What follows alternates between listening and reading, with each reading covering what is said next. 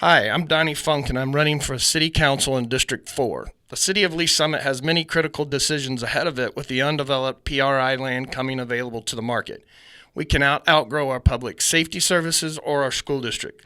It is imperative we have an open dialogue and collaborate with our citizens, public safety officials, school district, and our community stakeholders regarding the future of our city.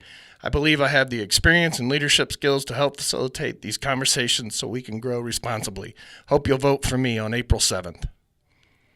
Jason, today's episode of the Lee Summit Town Hall podcast is brought to the good people by Budget Blinds of Lee Summit. Budget Blinds! Hey, did you know that Budget Blinds is the home for Signature Series automated shades? They provide a safer environment for children and pets because of that cordless nature.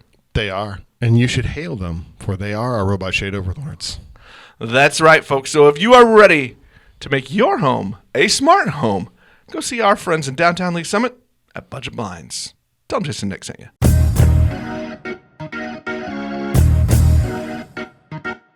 Hello, and welcome to this Friday episode of the Lee Summit Town Hall podcast.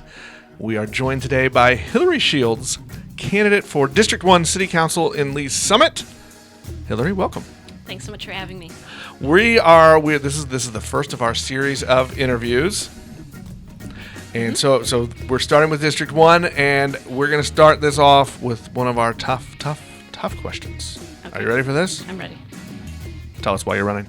So I really love Lee Summit. It's a great community. I live here with my husband, Mitch, and our dog, Bowser. We're hosting an exchange student this year from Spain, and we really enjoy it. And I want to serve the community, and that's why I felt like running for city council was something that I should do. I think that we need good people serving at all levels of government, and I really look forward to serving my community. All right. Well, we're going to dive into, and we're going to make this reference. You filled out a questionnaire, which is available at linktoleesummit.com. Hey, look at that. Thank you. Promo. I like promos. A plugging time. All right.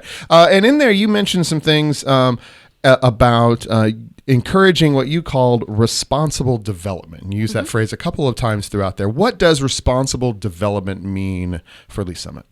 So for me, it's about making sure that what we're doing is sustainable, that as we bring in new businesses, as we bring in new residential areas, that we're making sure that we're looking ahead to the kind of services that those areas are going to need, that we're going to be able to afford to provide the police coverage, the fire coverage, the infrastructure that these areas need, and that we're not giving away too much in those incentives, that we're not able to continue providing those high quality services. Okay, so are you, I guess, against incentives as a thing, or are you in favor of incentives? Where do you stand on those? I see them as a tool. I'm not for or against hammers. I'm against using them responsibly, correctly. Maybe that's taking the metaphor a little bit far, but I'm for using them in a way that benefits our city. I'm for using them in a way that creates good jobs, that creates amenities that we care about, but making sure that we're using them responsibly so that, as I say, when we look, 10 years down the road, are we able to continue providing the amenities and services that we need?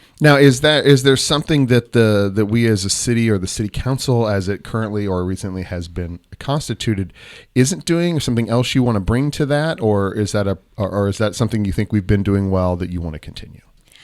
I think we've been doing pretty well, and I'm not running to say anything bad about anyone on the council, any projects that have been done in the past. This interview is so over. No, I'm boring. Go. Sorry, guys. No, I hate you all. No. If you say things about us, that's perfectly fine. We're fine with that. I'm just thinking about the future of the city. How do we continue growing and making sure, as we grow, as we develop, that we can continue providing these services? What are some of the things that you consider? So when you are sitting on the dais, if you're elected, and these projects come to you, are there some specific things that you're looking for when you consider whether that tool is the right thing to use? Sure. So if it's a commercial development, I want to know what kind of jobs it's going to bring. Are these going to be good paying jobs that pay the kind of wages that it takes for someone to be able to live in Lee Summit? If it's a residential development, I want to know, will we be able to provide the infrastructure, the services that are needed to support that. I want to work closely with our schools to make sure that we are going to be able to have capacity for additional residents that are going to need to use those services as well. So I think a lot of it is just about making sure that you're having those open conversations with the community, making sure that whatever's coming in, that we can support it and that it's going to help folks to be able to live here in Lee Summit. You just brought up both the commercial and residential projects. You live in the downtown area, I do. and a TIF was used as part of a residential project that's just coming up now, the apartments that are being built at the Old United Methodist Church. That's the first time it's been used for something housing in Lee Summit. What do you think about that? Does that make you pause a little bit? Is this the type of project you would consider again if that came before you as a city council member? So it does give me a little bit of concern because when we start to expand those kind of incentives, it can, what's next? On the other hand, I think that particular project is going to be a huge benefit to downtown. I've talked to local business owners who are really excited that that's going to be more customers for their businesses. I think for us to have this really vibrant downtown area that's award-winning, that is recognized year after year, that we need to bring in more housing to that area, more people to that area to keep that booming and growing. So I can understand why it was used in this instance, but I think we really need to be careful in the future whether we would use this for more residential. Well, so you talked about that. TIFs is one of a number of, I guess we'll call it sort of hotly contested topics that come through the city, and one of the things that the city council is responsible for, city council person is responsible for, is communicating with their constituents. So how do you see the job that the council has been doing in their communication, and what would you bring to that conversation to make sure that you're getting that message out to your constituents? So communication is going to be a top priority for me. Again, I don't want to speak badly about anyone and the job they've done. You're just repeatedly disappointing me here, but that's fine. Go ahead. I know. I mean, I know how much you guys want to see more conflict on the council. That is absolutely. That's very true. But I think that you have to reach out to people in a variety of ways. I think things like town halls are great, but they also kind of draw in just a very select group of folks who are already pretty engaged. So I think you need to do social media. I think you need to just reach out to folks directly. Go out and knock on their doors, see what they're concerned about. We're plug for me. We're doing our Canvas kickoff next weekend. I hope it warms up slightly. I really do too. But just getting out there, talking directly with folks, making sure that you're hearing from them what their concerns are and communicating to them what the council is working on so that you can really serve the community. I don't think you can do the job if you're not really out there and talking with folks. You've done a lot of door knocking, a lot of canvassing over the last few years. Is that so? I mean, you just brought that up as a way to do. Is that something you've grown more comfortable with? Is that easier for you to do? Yeah, I am naturally an introvert, so it was definitely stepping out of my comfort zone to do that. But in 2018, I knocked on over 11,000 doors myself, and it gets easier. It absolutely does. I'm looking forward to starting to knock, like I say, this weekend, because I want to hear from folks in the community. When I did it before, I heard a lot about wanting to make sure that we've got good schools, great roads, strong public safety, and I expect I'll hear those issues again, but I really want to get out there and see what's on people's minds right now. Speaking of public safety, since you naturally transitioned for us, I think after all these years, Nick and I forget how to do segues from some topic to another. So I'm glad you're doing it for us. Or how to segue, to someone else. That's true. Just keep talking until to share the microphone with others is hard. That is difficult. Really what we're saying. So you mentioned and you put this in your questionnaire on a number of occasions about making sure that we have adequate funding for public safety and what those needs are. We in the last 3 or 4 years, we've passed 2 different bond issues to provide equipment and new buildings and upgraded things for both the police and the fire department. We have renegotiated all, but through that period of point of the collective bargaining agreements with those, with both the public safety as well as the public works department. What do you see if you're one of these? Your largest issue is making sure that they have what they need. What is the next thing? What remains to be taken care of that we need to do as a community for the public safety? Well, There's a couple of things. One, this isn't something that you ever finish. As the community continues to grow, the needs are going to change. And I want to make sure that we don't just sit there and say, well, we have fixed these problems, it's done. Obviously, that's not the case and never going to be the case. There are short-term things that are happening right now. I don't know if you're aware, but the police dispatchers have just organized a union, and so they're going to be negotiating a contract, so making sure that they have the resources that they need to do their jobs is going to be important to me. Again, as we look at future developments, do we have enough staff, enough police officers, firefighters to support those? So not just the wages, but also the staffing levels, I think, are going to be important going forward. Well, really, Jason, what this tells me is it's now time for the most important question that we give to each. Well, no, we have two. Well, yeah, that's the one I'm going to do next isn't as important. Okay. But the final question I just want to make sure you get this is right. what's really, really important. So I'm going to start with this one. This is another easy one. Take 30 seconds or so and just for yourself, give the voters of District 1, why should they choose you of the three candidates?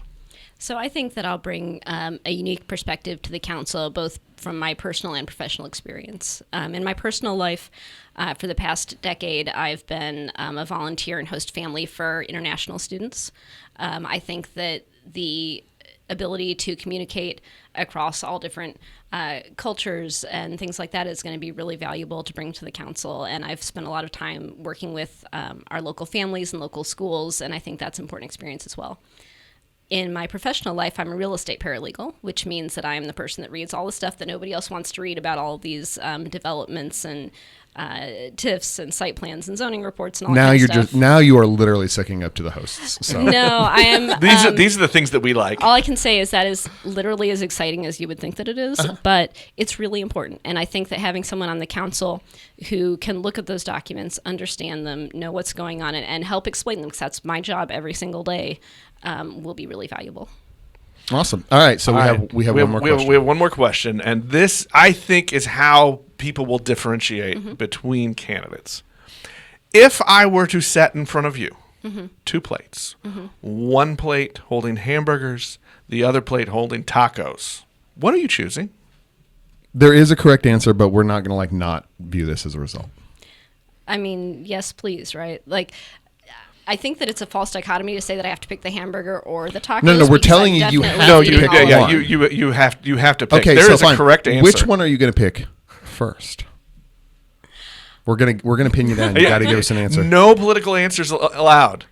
I'm just saying it's not a political answer. I love tacos. I love burgers. I don't know why you didn't put pizza on the list. But there are podcast reasons. Okay, tacos. There we go. That is the correct answer. That is the correct answer. Congratulations. We are keeping a tally, by the way, of what but people I guess say. the important question is, can I put guacamole on my burger? Yes, the answer to that is you yes. can put whatever you want on whatever you'd like. To that, actually, that question of hers lends to the answer of why tacos is the better choice. Because you don't have to ask that question? Right. Okay. Exactly. I think Fair there we go. Exactly. Hillary, thank you very much for sitting with us, taking the time to help us allow listeners and the residents to meet all of the candidates so that they are better informed to go vote. We appreciate you taking the time, and good luck in the race. Thanks so much for having me, guys. I'm going to give one more sponsor. Thank you, Jason. A big thank you to Shred KC, who has for many, many months, they have helped bring the Lee Summit Town Hall podcast to the people of Lee Summit. And I got to say this, they have brought the average fitness level of this podcast up by their mere presence. That's true. I can live vicariously through those people. Because I have been dragging it down for many more months than that. Hey, look, if you are ready to make a change, live your life a little more healthy, eat better, get more fit, go see our friends at Shred KC. They are the positive influence and the knowledgeable minds that you need in your life. Tell them Jason Nick sent you.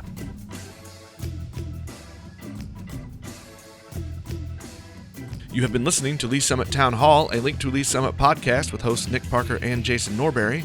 A proud member of the Fredcast Network, you can subscribe to this podcast on most of your favorite podcast apps and catch us every Monday, Wednesday, and Friday for all the news, analysis, and conversations on the Lee Summit community. Connect with us on Facebook at Link to Lee Summit or on Twitter at LS Town Hall.